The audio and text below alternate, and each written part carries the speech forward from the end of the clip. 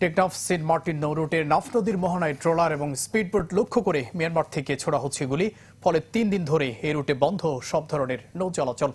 গেল 5 জুন সন্ধ্যার দিকে সেন্ট মার্টিন থেকে নির্বাচন শেষ করে ফেরার পথে নির্বাচনী কর্মকর্তাদের লক্ষ্য করে মিয়ানমার থেকে 25 থেকে 30 রাউন্ড গুলি বর্ষণ করা হয়। এতে কেউ হতাহত না হলেও আতঙ্ক ছড়িয়ে পড়ে। পরে যাত্রীবাহী ট্রলার ও পণ্যবাহী ট্রলারও একই ঘটনা ঘটে। এতে সেন্ট মার্টিনের সাথে সব ধরনের যোগাযোগ বন্ধ হয়ে যায়। ফলে এই দ্বীপে খাদ্যসহ অন্য নিত্য প্রয়োজনীয় সরঞ্জাম সরবরাহ এক প্রকার বন্ধ। মিয়ানমারের অভ্যন্তরীণ গোলযোগের কারণে বিদ্রোহী গোষ্ঠী এসবগুলি ছুটছে বলে ধারণা স্থানীয়দের। দর্শক, কেনিয়ার জানাতে কক্সবাজার থেকে যুক্ত হচ্ছেন সহকর্মী আজিম নিহাত। নিহাত, এই সংকটে প্রশাসনের পক্ষ থেকে কি পদক্ষেপ নেওয়া হয়েছে জানাবেন। 1, 2, 3 ঢাকায় জমি জিতে নিন 100% ক্যাশব্যাক সহ 20 কোটি টাকার পুরস্কার। জুবাইর, ইতিমধ্যে জেলা প্রশাসনের সাথে আমরা কথা বলেছি। তারা যেটি বলছেন যে চলমান যে সংকটটি, যেহেতু সেন্ট মার্টিনে আপনি জানেন যে 10,000-এর মতো মানুষ, স্থানীয় মানুষ সেখানে বসবাস করেন, তাদের একমাত্র যোগাযোগের পথ কিন্তু সাগরপথ।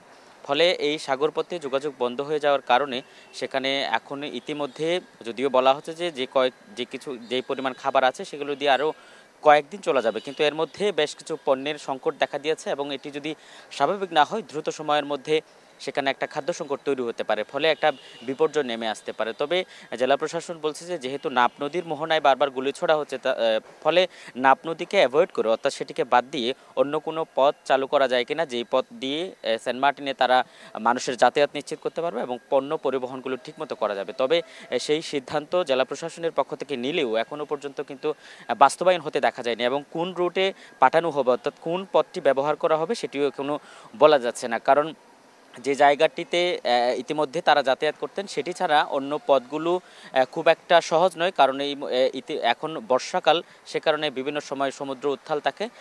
যদিও দ্বীপের মানুষজনেরা বলছেন জেলা প্রশাসন অথবা সরকারের তরফ থেকে যেন দ্রুত উদ্যোগ নেওয়া হয়। যদি দ্রুত উদ্যোগ নেওয়া না হয় তাহলে তাদের মধ্যে যে বিপর্যয় নেমে আসবে সেটি সামাল দিতে অনেক কঠিন হয়ে যাবে। এবং আপনি জানেন যে সীমান্ত এলাকা কিন্তু এখন মিয়ানমারের জান্তা বাহিনীর নিয়ন্ত্রণে, সেখানে বিদ্রোহী গোষ্ঠীগুলো অবস্থান করছে, ফলে এই গোলাগুলিগুলো বিদ্রোহী গোষ্ঠীরাই করছে বলে তারা ধারণা করছেন। জুবাইর।